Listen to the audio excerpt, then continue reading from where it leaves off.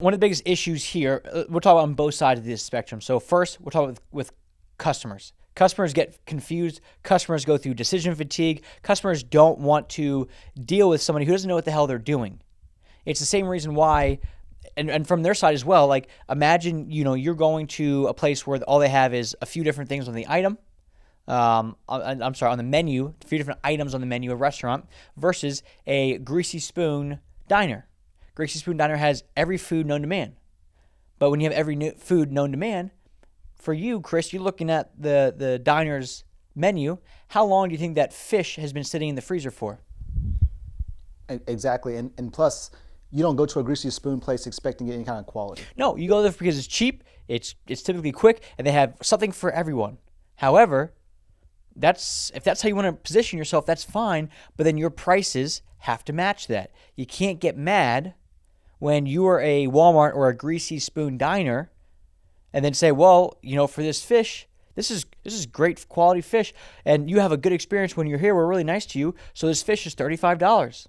No, because it's been frozen sitting there for 3 weeks because nobody else has bought it.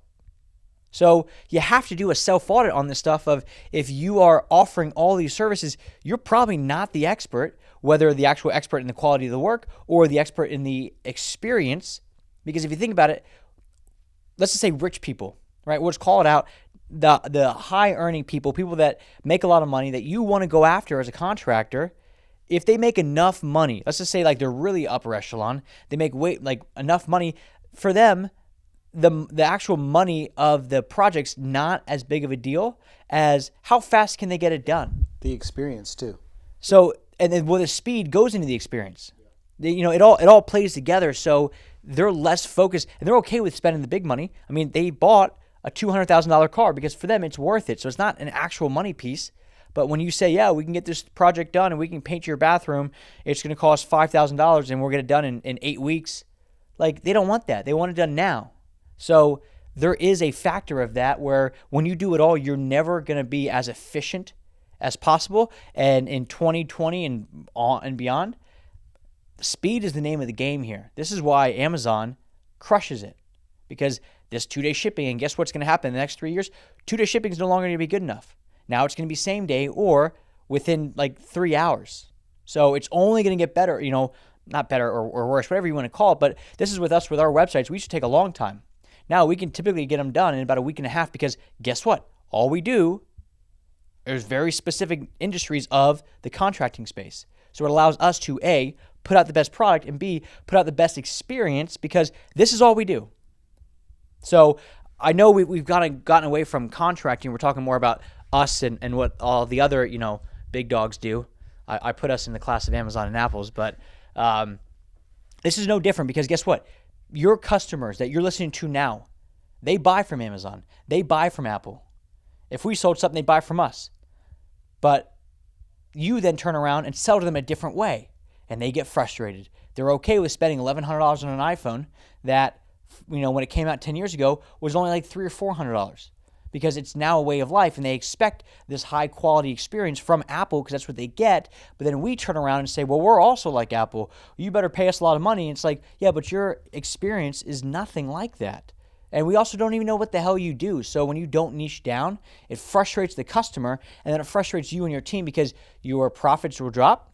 You'll never be able to be as efficient as possible, which again makes your profits drop. Plus, you're going to have less people coming in the door wanting to work with you because they don't actually know exactly what they should hire you for.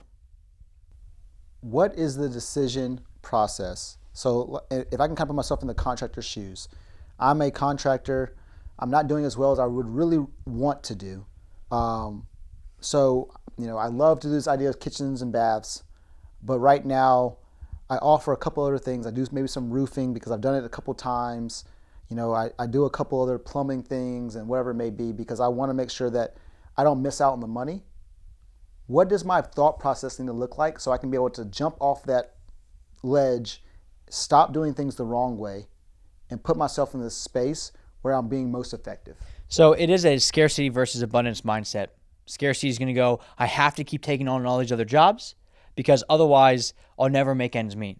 Versus the abundance, here's what happens. Here's why I talked to the same guy today. We talked about staying in his own hometown. I said, look, here's what's going to happen is we're going to say we're going to maximize just this hometown. Now, what this is going to do is this is going to put a bit of pressure on you. Your back's not necessarily against the wall, but you're going to have the pressure to now make it happen in your hometown.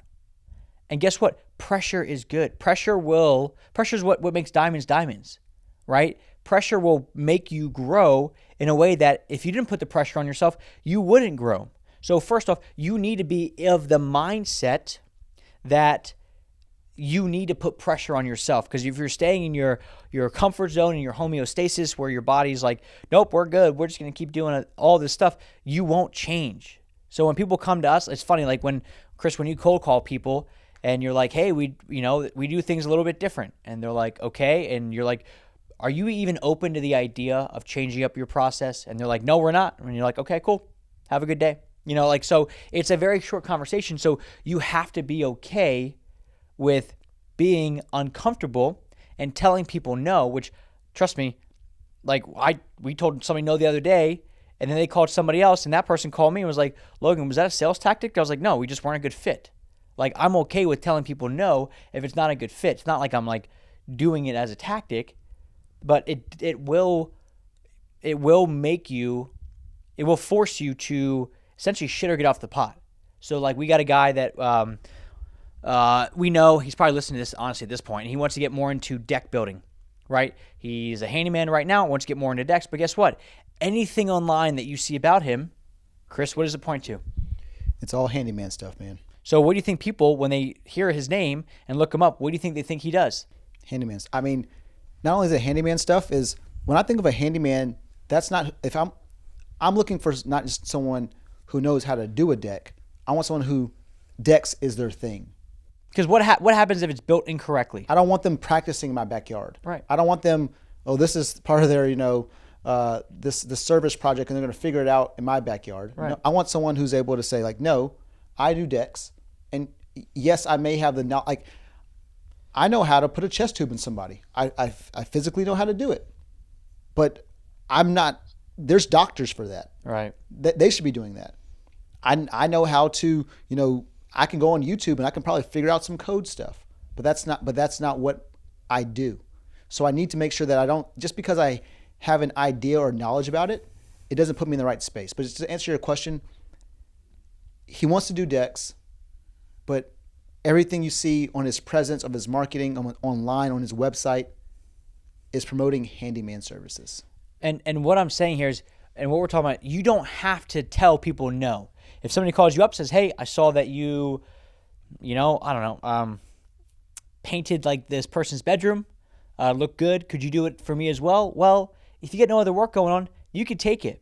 We're just saying from a marketing perspective, it's easier for people to move forward with you because they trust you if you just really focus on a few things. So when it comes to this idea of niching down, right, there's a quote that's the riches are in the niches. Also, niches get stitches. And end up in ditches. Yeah. You don't have to say no to everything until you're at that point. Now, the faster you start saying no, the more that stuff will come back to you as yes. But if you are casting such a wide net and hoping like hell that everybody comes in, it's just not going to work. You're not Walmart. You're not Alibaba. Be more like an Apple. But guess what? If you go on Apple's website, they also sell Beats by Dre. They sell other computer monitors. They sell complementary items. But how often do you see Apple promoting a Beats by Dre headphone on like in a commercial? You don't. Yeah, you don't see them promoting mouse. They don't promote mouse pads. They don't promote iPhone cases. But you can buy all that stuff there. You can buy all that stuff, but the reality is from a marketing standpoint, it is very clear what their flagship products are, and those are the things that they advertise about.